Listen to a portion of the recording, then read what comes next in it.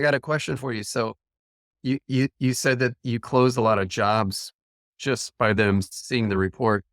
Um, what kind of responses do you get when you generate a report in someone's home and present it to them? It sounds like maybe your customers have already seen a sample of it, so they're not shocked. Yep. Yeah. They selected you partially based on that, but I'm just curious, like what the general feedback is from the homeowner. So, And Jay and I don't get to experience that. why do you guys cost more? I don't get it. They're doing duct cleaning. You're doing duct cleaning. What's the difference? And so here's one difference. We rely on data. And I'm going to talk about you and your home and what you need.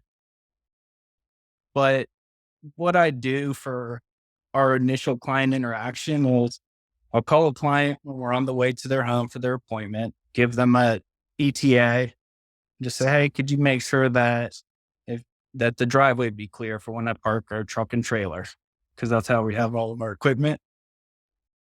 We'll go there, knock on the door and introduce ourselves to the customer. I have the air advice case in my hand when I go to the door and with my iPad with me. And I introduce myself. I introduce my teammate, Robbie. And then I just say, hey, would you mind if I plug this air quality monitor in real quick? I just need to set it on a hard surface, at least a couple feet off the ground. Perfect. I set it up. And then I'll say, hey, let me pull up a report on my iPad of one of the homes we did last week or one of our previous ones, our sample report. And so this is the kind of information that monitor is going to collect for us. Now, your home's going to have different numbers than these and different recommendations, but the third party verified report that identifies issues that we can't see, provides solutions or service or product recommendations to address those issues. I'll tell you that you need it. And then I'm going to point you back to whoever your HVAC person is that referred us. Or if you don't have an HVAC person, I've got one that you can trust. But they are seeing a report within the first 5 minutes or so, me being in the home.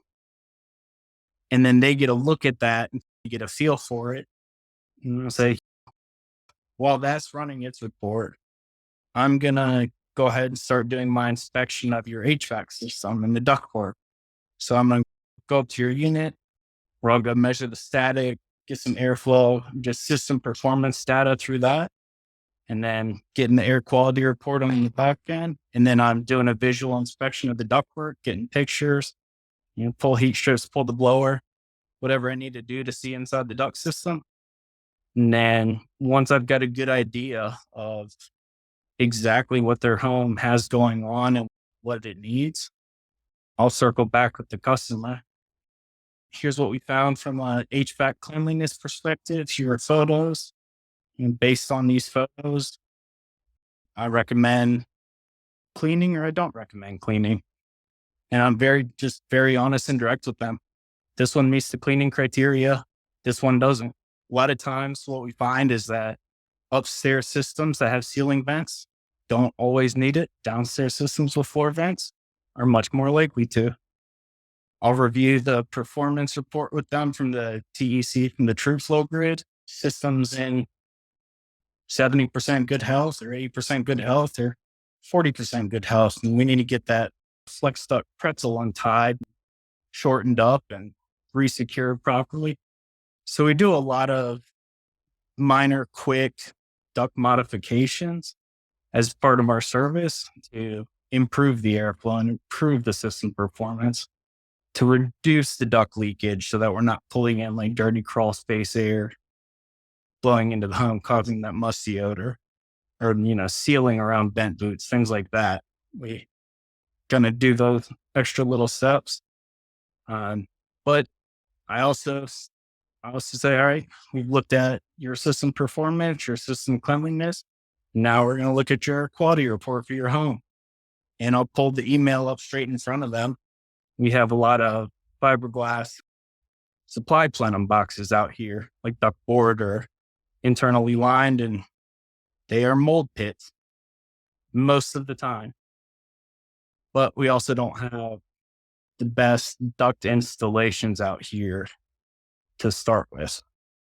I usually know if there's a line supply plenum box, there's a 80% chance or greater there's going to be mold in it.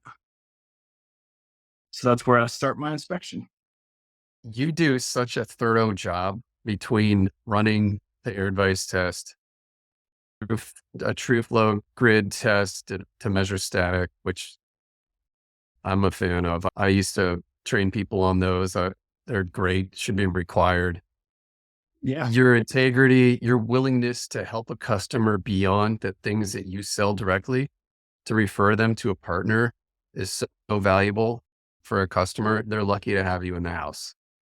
And we're Thank you. lucky to have you as a customer too. You make us look good too. You guys make it easy.